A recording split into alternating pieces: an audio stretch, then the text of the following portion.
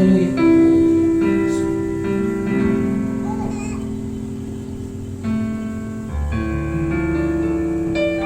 Haleluya, Jesus, kami bersyukur kepadamu buat pagi ini.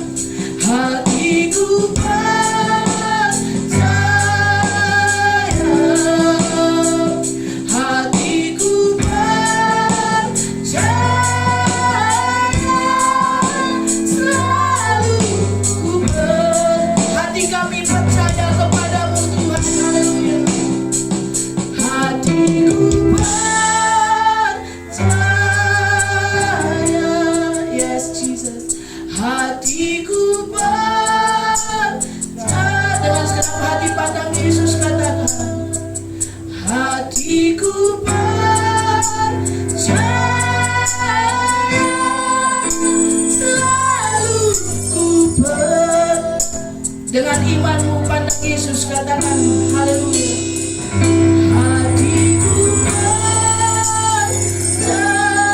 Yes Jesus, haleluya. Hatiku percaya. Ini iman kami Tuhan. Hatiku percaya. Selalu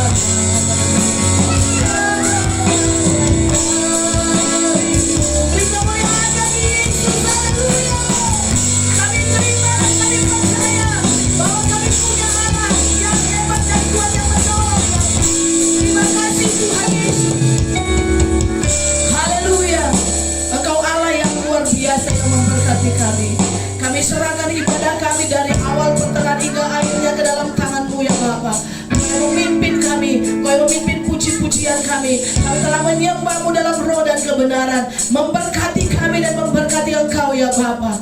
Terima kasih Tuhan Yesus, kami berdoa bagi saudara-saudara kami yang belum datang dalam perjalanan. Kami serahkan dalam tangan-Mu Bapa. Yang sakit Kau sembuhkan, yang terikat dibebaskan dalam nama Yesus Kristus. Terima kasih Tuhan Yesus. Terima kasih Bapa. Kami mau lebih lagi memuji-Mu, meninggikan nama-Mu. Kau memakai kami pengurapan daripada surga turun atas kami. Terpuji nama-Mu Bapa. Kami pemenang, bahkan lebih dari pemenang. Di dalam nama Yesus Kristus kami mulai doa kami. Haleluya, sama-sama kita katakan.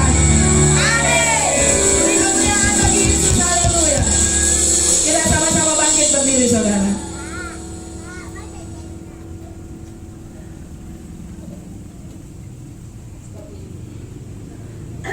Haleluya. Saudara, mungkin teman-teman kita katanya kemarin neneknya Asko sakit. Mungkin kita doakan supaya tidak ada apa-apa, oke? Kita angkat pujian kita, anak Allah Yesus namanya. Kita katakan sebab Dia hidup. Ada hari esok. Haleluya.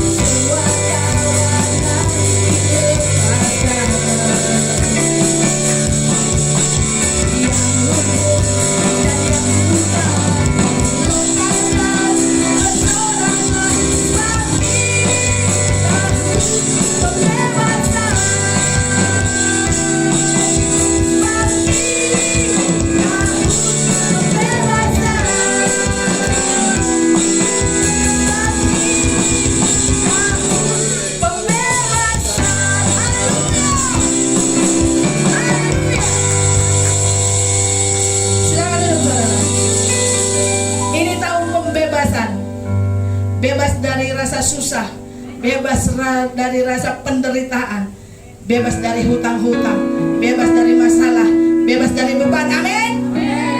Haleluya. Kita akan mendengarkan firman Tuhan. Engkau Tuhan penolong yang setia dalam hidup kami Bapa. Haleluya Jesus.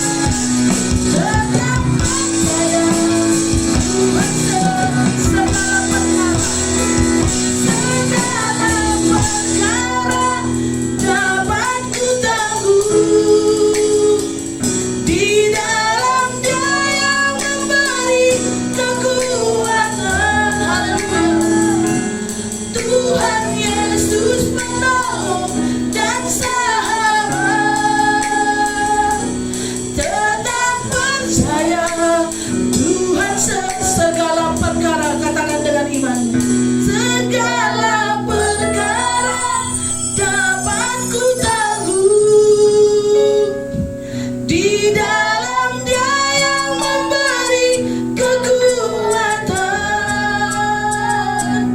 Tuhan Yesus penolong dan sahabat. Tetap percaya Tuhan setia. Terima kasih Tuhan Yesus buat berkat-Mu hari ini. Terima kasih buat kehadiran kami Bapa. Kami tetap setia untuk memuji dan memuliakan nama-Mu Bapa. Dan sebentar kami akan mendengarkan sebagian dari firman-Mu.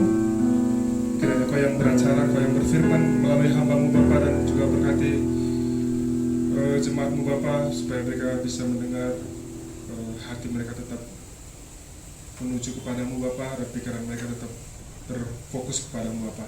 Terima kasih Tuhan Yesus, sudah doa kami. Haleluya. Amin. Shalom. Besar kan suaranya? Iya. Shalom. Ada yang mau kesaksian? Gak ada? Kak Uli kan kemarin minggu lalu gak datang ya sama abang tuh. Ada yang mau disaksikan mungkin? Atau ada yang mau didoakan? Dia pindah rumah. Oh, pindah rumah. Makin dekat? Makin dekat. Oh, makin dekat. Iya, makin dekat berarti. Makin rajin lah datang ke gereja ya. Mila, ada yang mau disaksikan? Bulan? Amin. Amin. Mama? Amin. Amin semua ya. Atau ini udah pasti Mila lah yang jawab ya. Ada yang tahu apa minggu lalu? Mila lah ya. Iya, orang ini gak datang.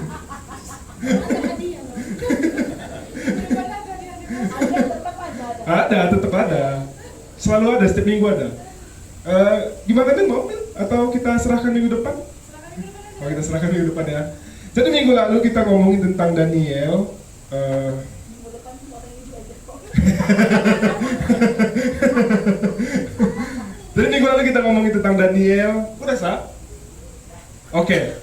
Minggu lalu kita ngomongin tentang Daniel, terus kita bicarakan tentang, pokoknya sebulan ini kita ngomongin tentang pencobaan, ujian, dan berkat. Nah, minggu lalu kita ngomongin tentang Daniel, contoh dari ujian dan berkat. Ujian Daniel itu, dia beribadah, ternyata dia dimasukin ke gua singa. Berkatnya adalah dia, bukan dia yang selamat, satu kotanya, satu negara yang selamat, percaya sama Tuhan jadinya. Itu berkatnya. Jadi kalau kita sekarang, kayak kemarin aku bilang, mukanya kan berseri-seri ya, sekarang pun berseri-seri, makin berseri-seri. Cuma yang berseri-seri kemarin gak datang.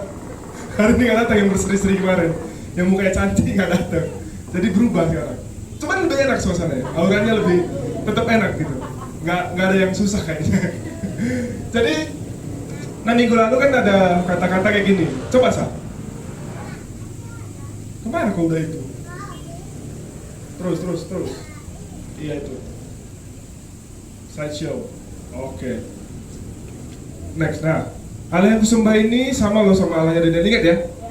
Yang nggak datang apa baca aja. Sama Allah yang kusembah ini sama loh sama Allahnya Daniel. Terus yang ngubah singa jadi makmur karena dia dibuat singa. Karena singanya nggak apa-apa itu, cuma diem aja. Terus yang ngubah buas jadi imut. Terus yang ngubah marah jadi lembut. Dan gak lagi takut kita gitu. Ya, jadi aku gak lagi punya takut. Jadi kita harusnya kalau udah belajar kemarin 4 minggu berturut-turut, harus sekarang gak lagi takutnya. Ya kan Sa? Kayak Esa, takut gak naik kelas katanya kemarin, sekarang dia udah naik kelas ke kelas 3. SD ya? SMP ya saya, kelas 3 SMP. Juara berapa? Dekku? 1, 3-1, berapa? 4-1 35? Dari berapa siswa? 36? Oh iya, bagus lah, ada bawahnya berarti bagus lah. Lumayan lah. Daripada kau 36 kan? Gak apa-apa lah. Berarti semester depan 30 ya? Dan nanti semester depan lagi 29. Gak apa-apa lah, nambah 1. Nah, sekarang coba. Sekarang kita ngomongin garam dan terang. Mungkin kalian sering ada di khotbahnya. Ini garam dan terang ini kita disuruh jadi garam dan terang dunia. semua orang yang percaya sama Kristus. Coba buka Matius. Coba Matius 5 ayat 13 sampai 16. Ini kalau nggak salah khotbah pertama Tuhan Yesus setelah dia naik ke bukit itu. Jadi waktu dia habis dibaptis, terus dia dicobai, terus dia mengajar. Habis itu dia kan ada orang berbondong-bondong ngikutin dia, akhirnya dia naik ke atas bukit, dia berkhotbah di situ. Jadi Matius 5 sampai Matius 8 ini tentang khotbahnya. Nah, ada yang bilang Matius 5 sampai 8 ini adalah khotbah terbaik di sepanjang masa. Gak ada lagi yang bisa ngalahin khotbah ini. Inilah khotbah yang paling indah, yang paling bagus, kata-katanya pun paling cantik. Di Matius 5 sampai 8 itu khotbah Yesus di atas bukit.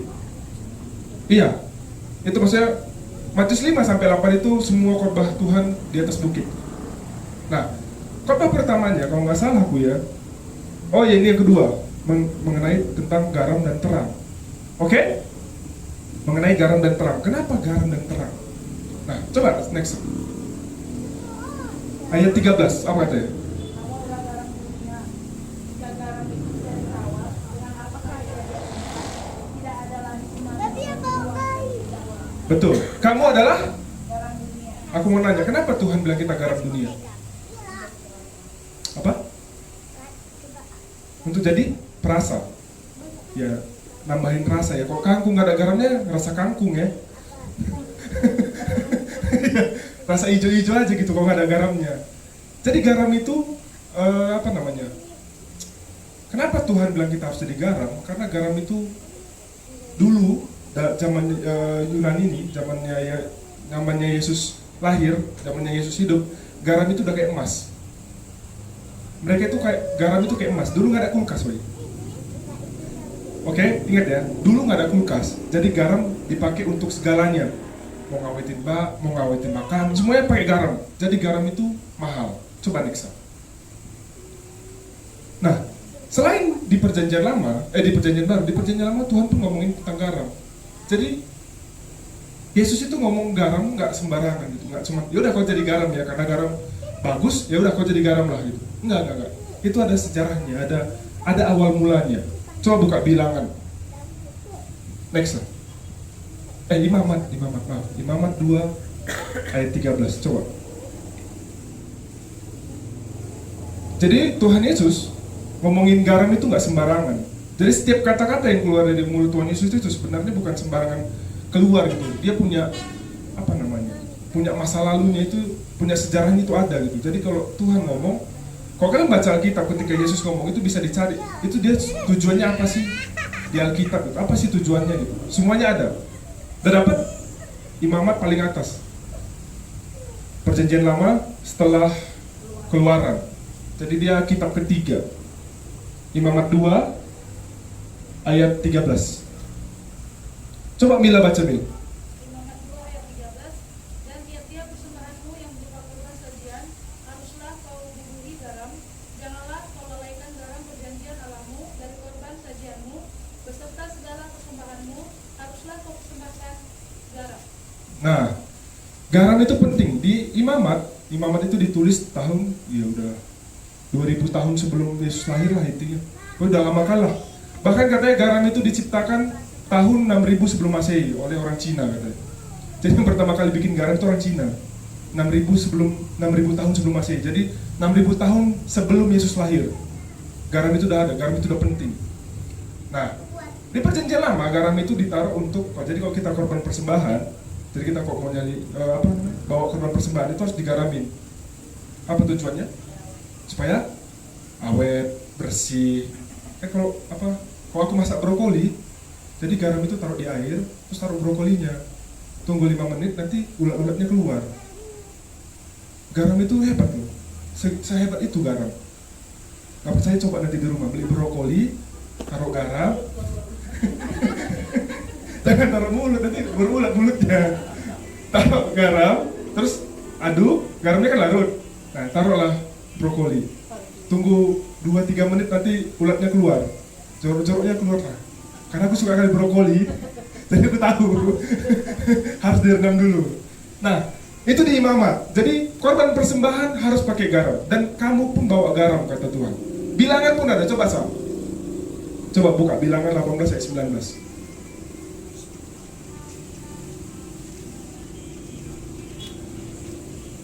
18 ayat 19. Dapat, Pak? Coba baca, Pak. Segala persembahan khusus, yakni persembahan kudus yang dipersembahkan orang Israel kepada Tuhan, aku berikan kepadamu dan kepada anak-anakmu laki-laki dan perempuan bersama-sama dengan engkau. Itulah suatu ketetapan untuk selama-lamanya.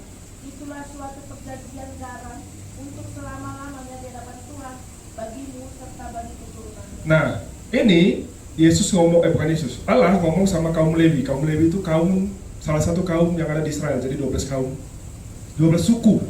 Jadi 12 suku ada di Israel, salah satunya kaum Lewi. Nah, 11 suku ini punya dapat tanah lah di Kanaan. Tahu ya cerita Musa masuk ke bawa orang ke tanah Kanaan, dia nggak masuk, terus anak-anaknya masuk. Nah, kan ada 12 suku. Nah, 11 suku dapat tanah tuh bagi-bagian. Ini pelajaran nih, ya, besok ujian. Jadi 11 suku dapat tanah, misalnya ini ada berapa orang kita nih, kurang dari 11 tapi anggap 11, satu-satu dapat tanah, kecuali orang Lewi nggak dapat tanah. Dia dapat orang Lewi itu pemain musiknya, pelayan Tuhan. Jadi dia dapat bagian-bagian dari setiap suku, jadi adil gitu. Orang ini nggak dapat tanah tapi dapat bagian dari suku-suku yang lain. Nah, ini perjanjian garam ini perjanjian Tuhan sama suku Lewi. Bahkan ada yang bilang perjanjian garam ini perjanjian yang kekal gitu. Jadi Tuhan ketika bilang kita itu garam dunia, artinya itu kita jadi orang yang kekal gitu. Jadi nggak sembarangan. Jadi kalau kita bilang aku mau jadi garam dan terang dunia, ngeri loh itu. Udah siap kalian jadi garam? Udah? Amin. Asin lah kalian terus ya. Nah, oke, itu di perjanjian lama. Kita masuk lagi ke perjanjian baru. Next time. Ini garam. Tahu ya garam ya, ini garam kasar. Kalau garam kasar agak-agak susah deh bang halusinya. Kasar soalnya. Jadi jangan jadi garam kasar ya. Jadi ya gampang larut kemana-mana. Kok kasar agak susah larutnya. Pas dimakan pun masih lengket di gigi kan. Kok asin? Ya, pernah kan? Kita masak telur tiba-tiba ada di sini. Aduh sakit asin kali nih. Apa ini? Nah, kayak aku bilang tadi di awal-awal tahun Yunani, pas Yesus lahir, Yesus hidup di zaman Yahudi tuh, orang Yunani kan yang megang Yahudi. Garam ini penting. Bahkan tentara Romawi yang menjajah orang Yahudi itu dibayar pakai garam. Tahu nggak dibayar pakai garam? Mau kalian dibayar pakai garam sekarang? Kenapa? Berapa sah? 2001 ya? Kau mau nggak abis main musik dibayar garam aja? 2 kantong besar lah. Tapi dulu orang Romawi dibayar pakai garam karena garam itu mahal kali, bener-bener mahal, semahal emas. Bahkan ada katanya di negara Ethiopia dulu mereka bayar uangnya itu pakai garam. Jadi misalnya aku mau beli bonbon nih, bayar pakai garam. Ya garamku dapat bonbon gitu. Aku main ke tempat Bibi Epi, aku beli makanan, kacang-kacangan misalnya. Boleh ya pakai garam besok ya. Bayarnya pakai garam. Nah, dulu kayak gitulah kehidupan dulu. Makanya kita dibilang jadilah garam. Jadilah garam dunia. Tuhan bilang kita itu garam dunia itu gak sembarangan. Bukan asal ngomong aja itu.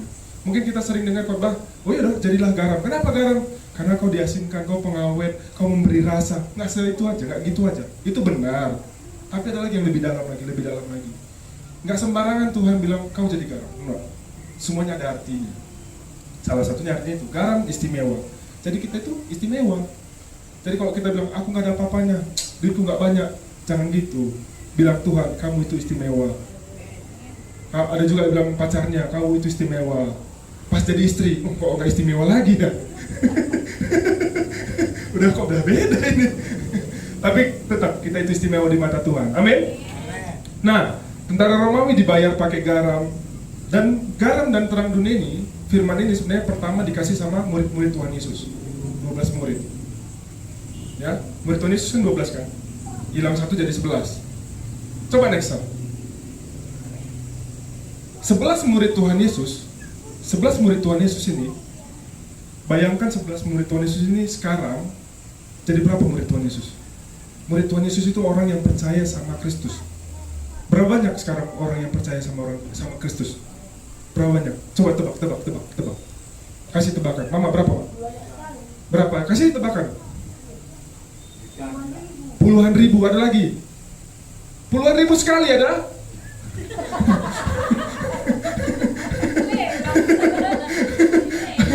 Puluhan ribu. Ada? Berapa jumlah orang Kristen sekarang? Ada yang bisa tebak? Ratusan ribu, ada lagi yang lain? Berapa Esa? Miliaran. Ada lagi yang lain? Miliaran 1, miliaran 2, udah? Miliaran 3. Kejual buat Bang Esa di belakang. Nexa. Nah ini dia orang Kristen di dunia. 2,3 miliar. Agama paling banyak menganutnya. Awalnya cuma 11 orang, 12 lah, 13 sama Tuhan Yesus. Tapi Tuhan Yesus nggak Kristen ya, orang dia Kristen gitu. Dia lah orang Kristen pertama gitu. Jadi nggak dihitung. Bayangin 11 orang 2024 sekarang, ini survei 2021. Besarnya 2,38 miliar yang percaya sama Kristus. Yang KTP-nya minimal KTP Kristen lah. Dia ke gereja, nggak ke gereja atau ke gereja ya terserah, tapi KTP Kristen. 2,38 miliar dari 11 orang. Kebayang nggak hebatnya? Cuman dalam waktu 4.000 tahun 11 orang diubah jadi 2,3 miliar. Jadi kalau nggak salah 30% penduduk bumi ini orang Kristen. Selebihnya yang lain. Kebayang nggak hebatnya Tuhan? Luar biasa kan? Itulah artinya garam, nggak sembarangan. Tapi garam nggak guna juga kalau dia cuma tumpuk satu gitu. Paham nggak kan? Nggak guna dia kalau cuma di dalam plastik itu. Paham ya? Harus disebarkan dia. Kayak masak telur, taruh dikit tapi dikacau. Jadi nyebar rasanya. Tapi kalau nggak dikacau ya kayak abang tadi ya kan bang? Dimakan ada garamnya gitu. Pas dimakan kok asin. Iya, di situ aja asinnya, yang lain nggak asin. Wah, jualan pakai garam kasar nih, lucu juga. Ya gitu, maksudnya harus ditabur dia. Harus ditabur. Kayak kita ngawetin ikan juga gitu ya. Ditabur dia, nggak ditaruh di sini, udah nanti pun amannya itu. Enggak kan? Ditabur. Kayak gitu juga kita jadi orang Kristen. Jangan numpuk di gereja ini aja.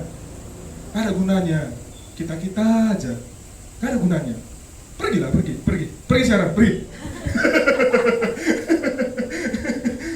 Dan maksudnya di luar itu, ini 11 orang ini, 11 murid Kristus ini, kalau tadi dia cuma di Israel aja, cuma Israel yang menang. Jadi dia itu pergi, satu-satu pergi. Ada yang ke Antioquia, ada yang ke Yunani, ada yang ke sini siapa ya? Yang ke Asia atau aku lupa.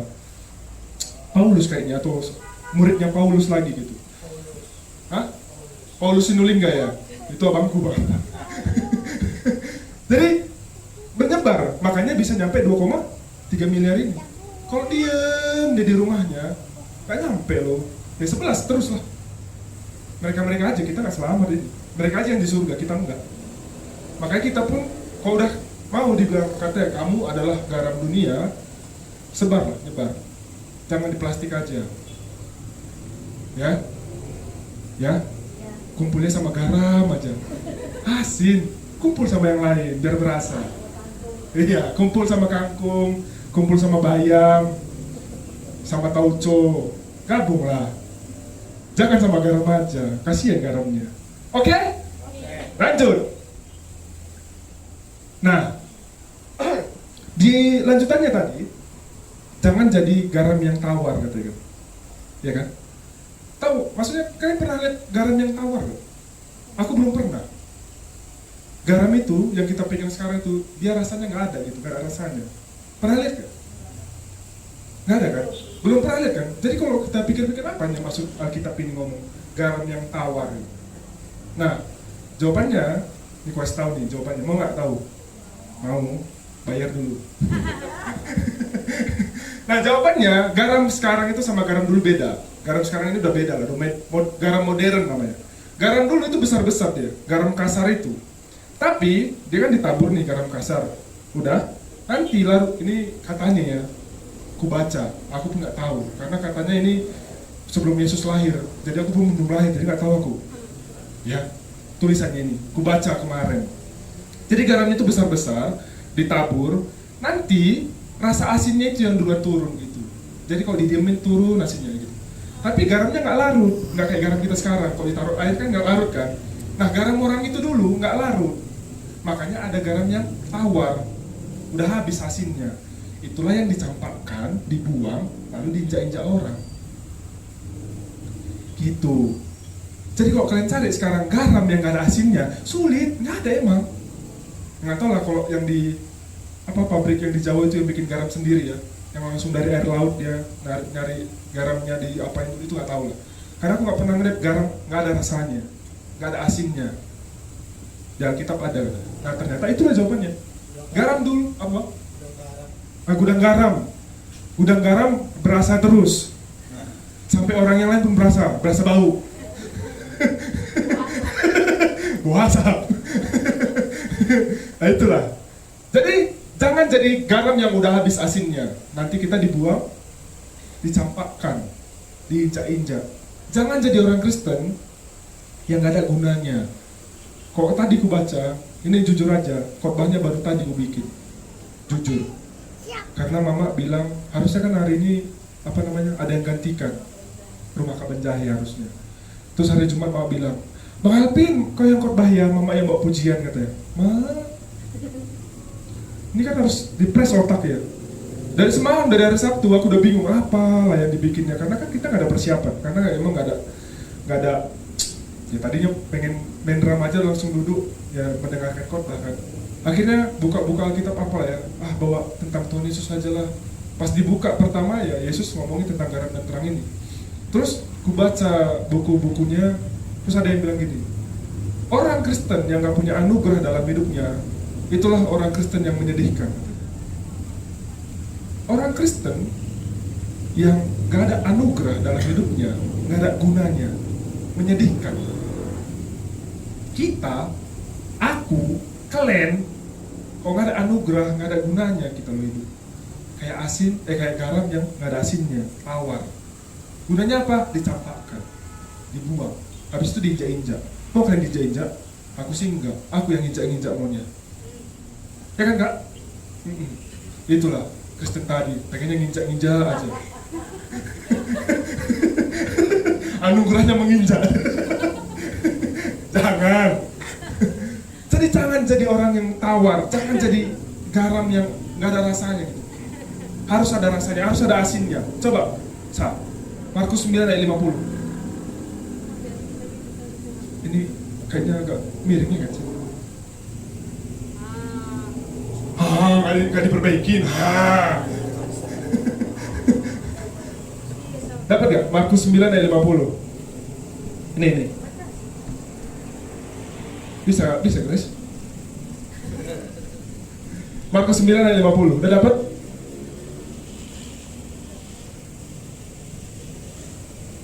Bang Asko dapat? Coba Bang. Markus 9 ayat 50. Garam memang baik, tetapi jika garam menjadi hambar, dengan apakah kamu mengasingkannya?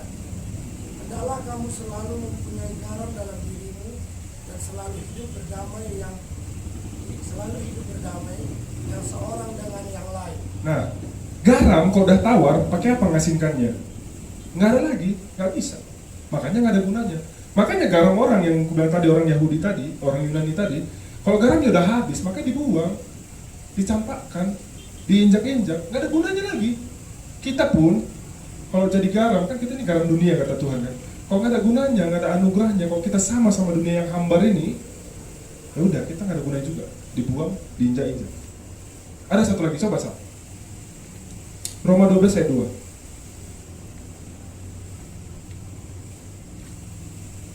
Dapat Roma 12 ayat 2? Siapa yang bilang amin tadi? Nah, selain Bang Sekolah apa? Kaica, besar kan Alkitabnya kan? Besar Alkitabnya matanya. Iya lagi matanya gak susah tuh bacanya. Ayat 2 ya? Iya, Roma 12 ayat 2. Janganlah kamu menjadi serupa dengan dunia ini, tetapi berubahlah oleh pembaruan budimu, sehingga kamu dapat membedakan manakah kehendak Allah, apa yang baik, yang berkenan kepada Allah yang sempurna. Nah, kenapa dibilang jangan kita sama dunia ini? Karena dunia ini hambar. Aku nganggapnya gini, kita itu kayak di mangkok capcay. Oke? Ada apa yang kayak arcis, ada arcis, ada dagingnya, ada wortelnya, ada brokolinya, ada babinya, ada apa lagi kalau capcay? Ada kuahnya, ada telurnya, dicampur semua dalam satu mangkok. Itulah dunia kita ini. Udah ditaruh semuanya bumbu-bumbunya. Datanglah orang Kristen jadi garamnya. Kalau kita sama kayak jadi artis juga, tanpa garam dimakan nggak artisnya? Sama kayak kita bilang tadi, rasa rumput. Kayak kambing jadi makan rumput. Makan wortel aja tanpa di kuah capcay nggak ada garamnya, enak gak?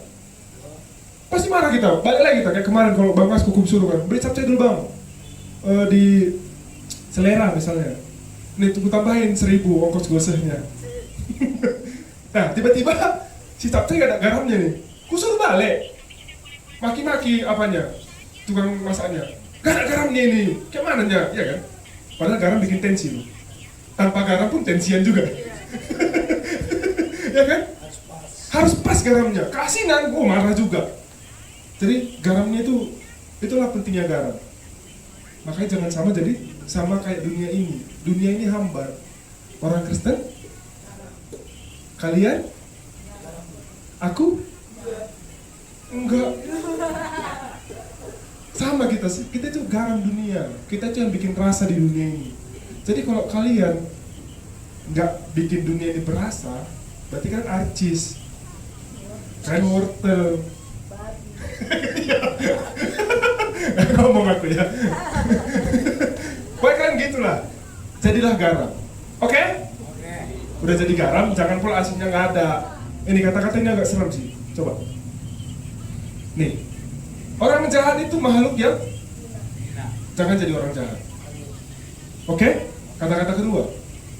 Apa katanya? Orang Kristen yang jahat adalah itu buat kalian ya, yang duduk di sini. Tapi buatku lebih parah lagi, coba Sa. Hamba Tuhan yang jahat Adalah orang Kristen yang paling hina. tuh. Hamba Tuhan yang jahat adalah orang Kristen yang paling hina. Jadi 3 level. Orang Kristen yang jahat, orang yang paling hina. Tapi yang paling tinggi, yang paling hina, kalau hamba Tuhan yang jahat.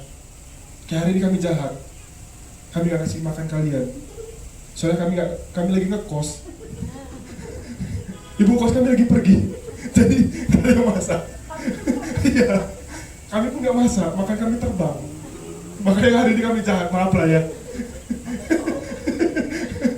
Gitu, ibu kos kami lagi di Jakarta loh, sama bapak kos. Sama anaknya. Jadi kami ditinggal. Jadi mohon maaf ya. Tapi ini gak termasuk ya, ini tadi bukan ini. Beda ya. Tapi gitu. Maksudnya ini, kita jadi orang Kristen, jangan jahat. Baik aja, karena disuruh berbuat baik dan berbuat benar. Hamba Tuhan pun, jangan kalian salah. Jangan kalian berpikir kalau hamba Tuhan itu, wih ini hambanya Tuhan, berarti udah dekat kali sama Tuhan. Enggak, kadang hambanya Tuhan udah kejauhan juga sama Tuhan. Dikiranya dia Tuhan. Iya. Makanya hati-hati. Hati-hati buat aku, hati-hati buat kalian, hati-hati buat orang di luar sana. Oke? Ini kata-katanya ngeri. Pas aku tadi pagi baca itu, ini ngeri ya, makanya aku taruh di sini. Ini pengingat yang buatku pun itu ngingetin. Berarti kalau menurutku aku hamba Tuhan, aku harus baik dan benar. Perilakuku itu ternyata dilihat orang. Perilaku kita pun sebagai orang Kristen itu ternyata dilihat orang. Apa yang dilihat pertama kali dalam keadaan gelap? Dalam keadaan gelap, apa yang dilihat pertama kali? Kalau ada cahaya, coba next. Satu lagi, Cak. Iya, kamu adalah terang dunia. Ayat 14. Iya. Matius 5 ayat 14, benar. Kamu adalah terang dunia. Benar ya? Ya kan? Kalau tadi garam, udah selesai garam, kita udah dibahas dalam kita, harus asin, harus berasa, harus beda dari dunia ini. Sekarang kita jadi tontonan. Kalau kita bilang kita terang dunia, kita itu ditonton semua orang. Ditonton. Perilakumu ditonton. Kehidupanmu ditonton. Apa aja yang kau lakukan ditonton. Itu yang dimaksudkan terang dunia. Bukan jadi lampu. Bukan kita harus ke gelap-gelap, enggak. Karena dunia ini udah gelap. Kau usah jadi gelap. Jadilah terang, karena kamu terang dunia. Nah, kalau jadi terang, kita tuh jadi tontonan. Jadi kalau kita buruk, ih, Kristen dia, mana gerejanya, Kiki, Yesus Tuhannya, ngeri gak jadi orang Kristen? Mau pindah aja? Pindah aja lah. Jadi kamu adalah terang dunia. Kalau udah dibahas dalam terang jadi tontonan, coba next up. Coba Efesus 5 ayat 8. Kenapa kita disebut terang? Kenapa Asko terang? Kenapa BIP terang? Orang Kristen terang. Kenapa? Ada yang bisa jawab? Buka Efesus 5 ayat 8. Itu jawabannya. Kenapa kita disebut terang? Apa katanya? Memang dahulu kamu adalah kegelapan, tetapi sekarang kamu adalah terang di dalam Tuhan. Sebab itu hiduplah sebagai anak-anak terang. Nah, kita disebut anak-anak terang. Siapa bapaknya? Allah, Tuhan Yesus, Roh Kudus, bebas. Dialah terang. Ada juga ayatnya, nggak sembarang. Aku kalau ngomong nggak sembarangan aku, nggak comot-comot sana, nggak sembarangan. Ya kan? Ya nggak? Keren ya? Ya? Kenapa kita disebut terang? Karena kita anak-anak terang. Kenapa kita anak-anak terang? Karena Bapak kita terang. Ayatnya ada 1 Yohanes 1 ayat 5. Coba Sa. 1 Yohanes 1 ayat 5. Jadi semuanya ada jawabannya di Alkitab. Itu membuktikan kalau apapun pertanyaan orang di luar sana, jawabannya ada di Alkitab. Kalau dipertanyakan tentang Alkitab, Alkitab bisa menjawab Alkitab. Ayat Alkitab itu bisa menjawab ayat Alkitab yang lain. Makanya katanya buku ini hidup gitu katanya. Ada yang bisa baca? Kak Uli coba dapat 1 Yohanes 1 ayat 5.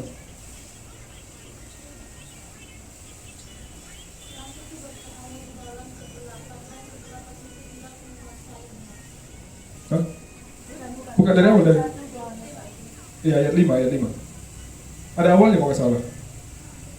Allah adalah terang.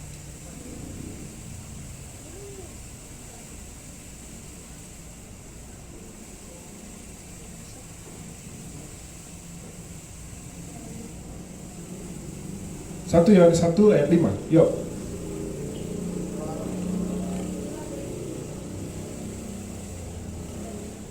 Dan inilah berita yang telah kami dengar dari Dia, dan yang kami sampaikan kepada kamu, Allah adalah terang dan di dalam dunia, dan di dalam ada kamu sekali tidak ada kegelapan. Nah, Allah adalah terang.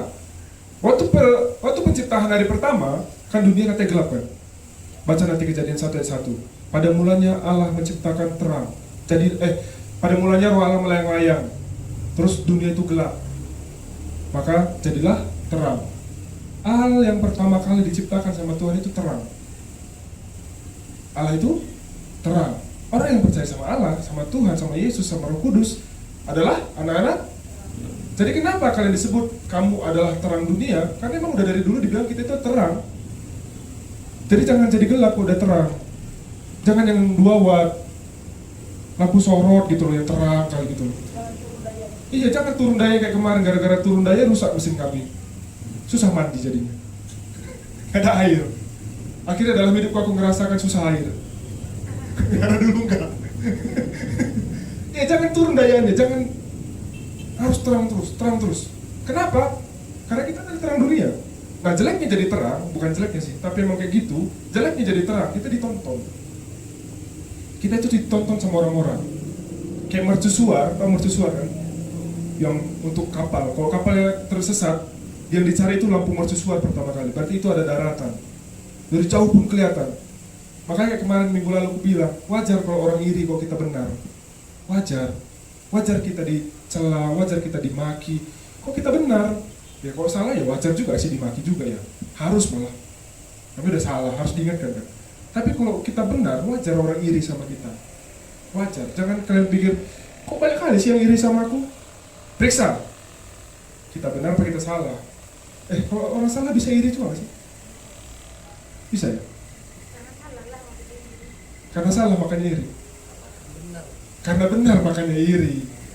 Mana ada orang salah? Iya aku iri kali lah, dia salah terus. Ada gitu. Dia melakukan kesalahan tapi dia Iri gitu. Bukan orang yang salah. Ada nggak orang iri sama orang yang salah gitu? Nggak ada kan? Karena orang iri pasti ngeliat ya benar nih orang nih, ya kan? Paham nggak sih maksudnya? Atau apa? Satu kondisi, si satu orang ini pandai berbuat licik. Nah satu lagi nggak pandai kan? Terus yang satu yang nggak pandai tadi. Nah, aku tahu nih cerita siapa ini. Aku tahu ceritanya. Nggak tahu sih. Tapi ada masuk di kepalaku. Tapi ya sih, licik ya, licik kita iri karena dia berhasil karena kelicikan. Nggak juga sih bang. Nggak masuk. Nggak. Iri itu cuma karena dia benar aja. Pernah kalian berpikir kita, salah loh dia, terus kita iri, itu paham gak sih kalian? Enggak kan? Berarti orang yang iri sama kita, berarti kita benar, udah gitu aja maksudku. Itu maksudku. Kalau kalian salah, berarti kalian salah itu, kalau salah ya salah gitu. Orang bakal ngingetin kalian atau orang, udah tinggalin kalian. Tapi kalau kalian benar, pasti ada orang iri. Yang jelekin kita lah, yang ngomongin kita di belakang lah, berarti kita lagi posisi benar. Kita lebih tinggi daripada dia. Sama kayak kata mama kemarin. Mama tuh siapa yang ngomong sama aku ya? Kalau orang di atas yang kelihatan cuma pantatnya aja emang katanya. Sama kayak monyet. Di atas dia pantatnya kelihatan, jeleknya aja. Wajar. Jeleknya aja yang kita lihat. Padahal kita nggak lihat kayak mana dia berusaha untuk ke atas ngambil kelapa itu. Nggak ada yang kelihatan, cuma pantatnya aja. Jeleknya aja yang kelihatan. Wajar orang iri. Jadi kalau kita jadi terang, gak usah takut orang iri. Karena kemarin tuh kita bahas minggu lalu, orang iri ada di mana-mana. Nah, tapinya masalahnya untuk jadi bikin orang iri, seru ya bikin orang iri ya. Iya kan? Pengen lah jadi bikin orang iri. Jangan asal. Kalian harus benar juga. Kalian itu tontonan. Harus ada buahnya. Orang Kristen itu harus berbuah. Apa buah orang Kristen? Coba Sa. Satu lagi Sa. Nah ini, satu lagi. Nah, Galatia 5 ayat 22 sampai 23. Coba buka. Inilah buah orang Kristen. Ada 9. Ya kan? Kasih sukacita. Coba Sa. Next lagi Sa. Buka Galatia 5 ayat 22 sampai 23. 12. Buah-buah Roh Kudus. Dapat? Coba baca. Galatia 5 ayat 22. Buah-buah roh. Coba aku aja baca. Galatia 5 ayat 22. Tetapi buah roh ialah kasih, sukacita, damai sejahtera, kesabaran, kemurahan, kebaikan, kesetiaan, kelemah lembutan, penguasaan diri. Tidak ada hukum yang menentang hal-hal itu. Jadi orang Kristen harus punya yang itu, yang ini. 12. Selusin buah anggur, selusin 12 buahnya. Jadi kalau kita jadi terang, yang ini hasilnya. Kalau di 12 ini kita nggak ada, berarti kita masih lampu yang kurang arus. Turun dayanya, ngerusak mesin, ngerusak orang lain. Kalau 12 ini nggak ada. Oh salah 12-12 ya lah. 6 aja 6. Ada yang punya 6? 3. Kurang tuh sini. Satu lah. Satu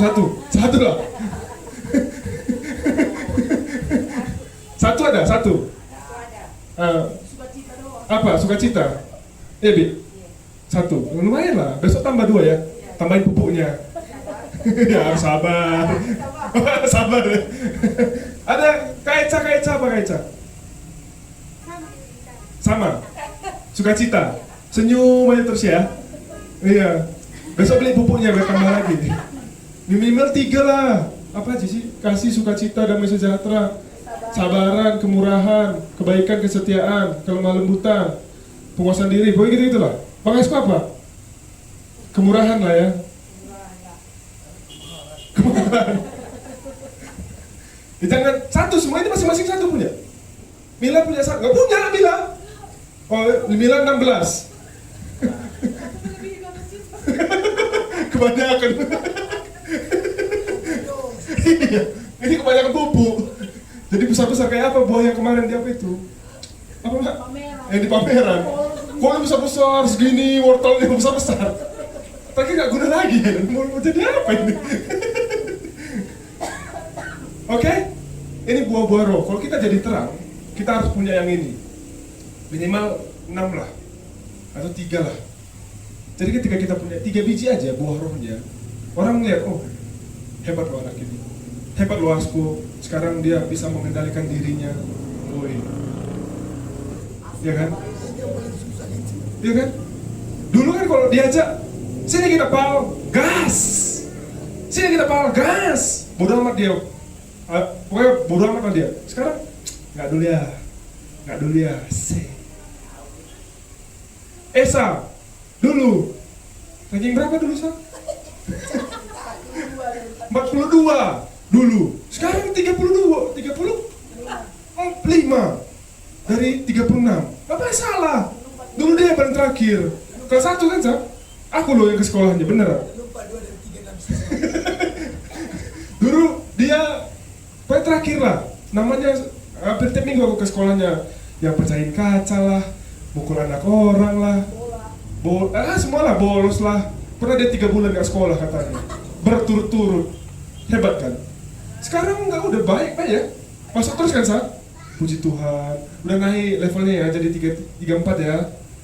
35 dari 36. Apa?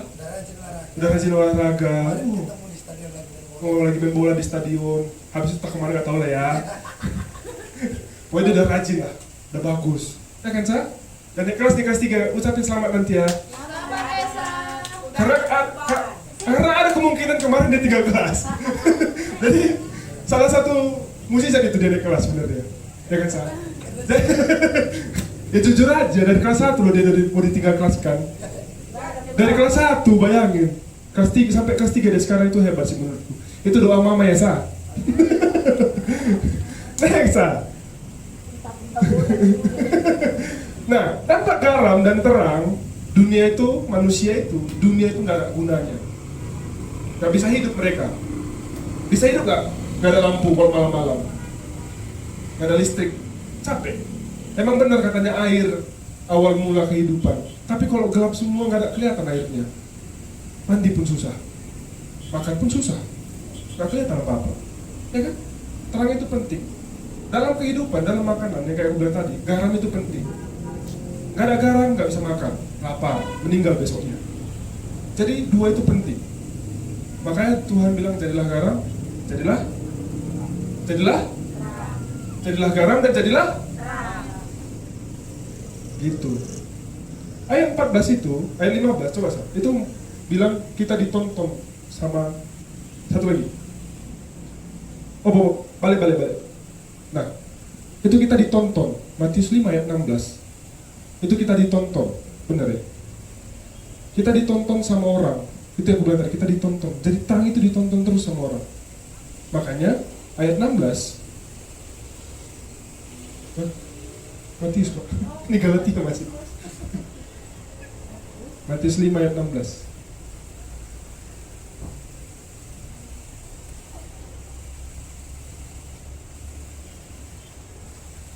Demikianlah hendaknya terangmu bercahaya di depan orang, supaya mereka melihat perbuatanmu yang baik dan memuliakan Bapamu yang di sorga. Itulah jadilah terang. Ditonton, kehidupan kalian ditonton. Jangan jadi buruk, jangan jadi awar, jangan jadi terang yang kurang wattnya. Jadilah terang yang benar-benar terang. Kayak aku bilang ini, kesimpulannya hari ini kita nggak lama-lama ya. Kemarin kan udah lama-lama kalian bosan kan. Hari ini kita agak-agak cepat, biar kalian nggak bosan dengan aku minggu depan lagi. Next, jadilah garam yang benar-benar garam, jangan jadi garam yang tawar, gak ada rasanya, atau garam-garam yang garam sintetis itu. Telur aja telur sintetis katanya ada. Jangan jadi garam-garam yang kayak gitu. Jadilah garam yang benar-benar garam, yang bisa mengawetkan, yang bisa bikin rasa. Jangan jadi sama-sama dunia ini. Kayak mangkok capcay tadi. Terakhir taruhnya garam, iya kan? Dikacoknya. Telur tanpa garam gak enak makannya. Terakhir ditaruh garamnya, dikocok. Baru enak. Jadilah garam yang benar-benar garam. Yang kedua, jadilah terang yang benar-benar terang. Jangan kurang daya. Jangan sangkut-sangkut terangnya. Jangan tanggung. Karena terang itu penting. Tanpa terang, gak kelihatan apa-apa. Hidup susah. Pernah kalian ngerasain mati lampu seharian kan? Ya kan? Pokoknya emosi aja. Udah handphonenya lupa cas. Lupa lagi cas nih, emosi ya. Ya kan bingung, tidur susah. Kok kami Jakarta dulu kok mati lampu udah susah itu. Karena AC gak hidup. Nyamuk di mana-mana, panas, tidur susah, ngapain pun susah, wifi gak ada, ngobrol gak kelihatan, keluar gak ada duit, susah kali hidupku dulu ya. Gelap pokoknya, gelap semua, bahaya pokoknya. Makanya jangan mau digelap, susah, capek, jadi terang aja. Makanya kata Tuhan, kamulah terang dunia, jadilah terang dunia. Yang ketiga, jangan jadi sama kayak dunia. Dunia itu gelap, dunia itu hambar. Kita itu pembedanya. Kita itu orang yang pembeda. Kita itu bikin rasa, kita itu bikin warna, kita itu bikin terang. Jangan sama. Makanya kata Tuhan, jangan pernah sama dunia ini. Yang terakhir, ini yang paling penting. Berbuah. Berbuahlah, jangan cuma satu buahnya, apalagi busuk, jangan. Udah satu busuk pula. Kan capek. Banyak bikin. 12 sampai 9 itu, pupuk terus kehidupan kita supaya mantap. Oke? Mari kita berdoa. Bapak yang di surga, terima kasih Tuhan Yesus buat berkat-Mu. Terima kasih Tuhan Yesus buat firman hari ini Bapak. Kami belajar menjadi garam, kami belajar menjadi terang yang benar Bapak. Kami tahu firman-Mu tidak sembarangan Bapak. Ini mengajarkan kami tentang kehidupan kami ke depannya Bapak. Kami yakin Kau menjaga kami.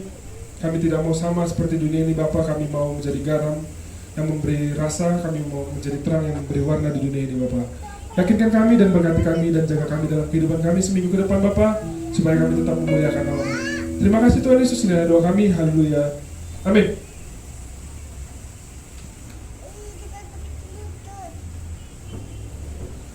Semua kita diberkati, amin. Semalam ada orang datang ke rumah. Terus cuma satu kata-kata saya, besok cepet datang ya. Belum ngomong aku cepet datang, belum terlambat dia. Itu Bapak Eca itu. Terus dia jadi, iya ting. Kami besok cepet, kami ngomong cepet kami datang cepet. Ada 4 kali dia bilang cepet. Ternyata dia yang terakhir datang di gereja. Dan aku berperasaan tadi pasti gak datang. Tapi Tuhan memberkati. Masa ikan karo. Kesiangan bangunnya ya. Nanti doa syafaat bisa.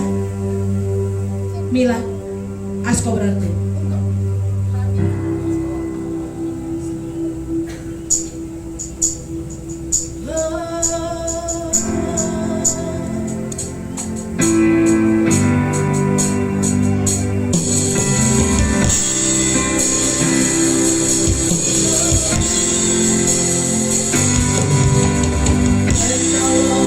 Yang selalu setia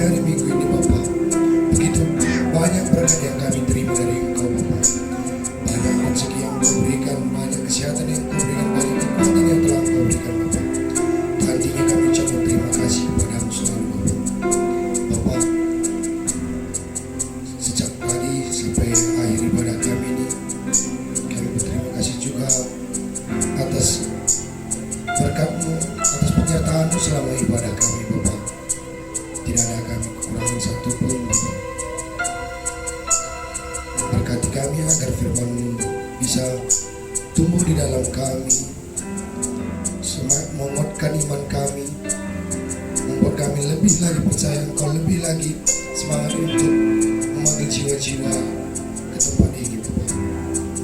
Bapak, di sini kami berdoa juga untuk saudara-saudara kami yang tidak dapat hadir di tempat ini. Engkau tahu mereka di mana berada, Engkau melihat mereka, Engkau tahu keadaan mereka. Berkati mereka semua Bapak yang tidak dapat hadir di tempat ini Bapak. Begitu juga dengan seluruh jemaat-jemaat kami yang mungkin ada kendalanya seperti kesehatan. Engkau berkati Bapak, Engkau berikan dia kekuatan, Engkau berikan dia kesehatan agar minggu depan kami bisa lebih lagi ramai di sini Bapak. Bapak, buat hamba-Mu yang hadir di sini juga semua Bapak, berkati kami Bapak, lindungi kami setelah pulang dari sini Bapak. Bapak, kami juga berdoa untuk hamba kami, gembala kami. Kiranya Engkau memberkati dia agar lebih lagi diberkati lagi Bapak. Kami juga berdoa untuk pemain-pemain musik kami Bapak. Engkau lindungi mereka, Engkau jaga mereka, Engkau berikan hikmah kepada mereka Bapak.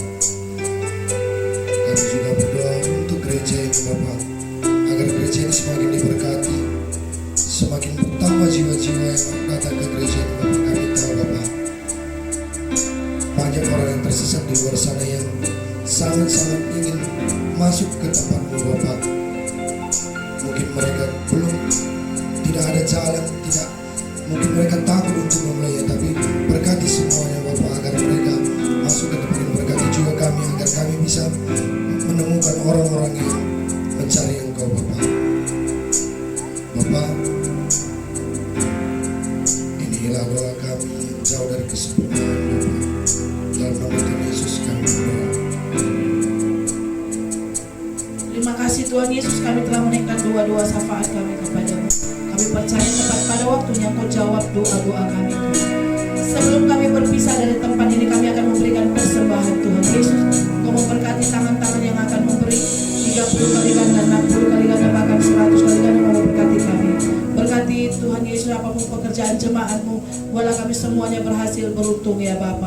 Tuhan Yesus, Kau juga memberkati sepanjang hari ini, sepanjang minggu ini. Kami serahkan hidup kami dalam tangan-Mu. Berkati bangsa dan negara kami Tuhan, berkati tanah Karo, berkati Laut Cimba. Jadikan gereja-Mu menjadi berkat di tengah-tengah Laut Cimba ya Bapa. Terima kasih Tuhan Yesus. Sebelum kami berpisah satu dengan yang lain, kami akan menerima berkat yang datangnya daripada-Mu. Saudara kekasih, dalam nama Yesus Kristus kita sama-sama bangkit berdiri. Kita akan menerima berkat dan kita akan tutup ibadah kita.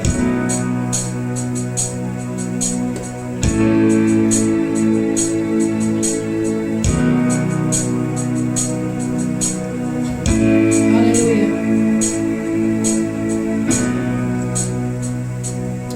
Haleluya Jesus. Haleluya Jesus.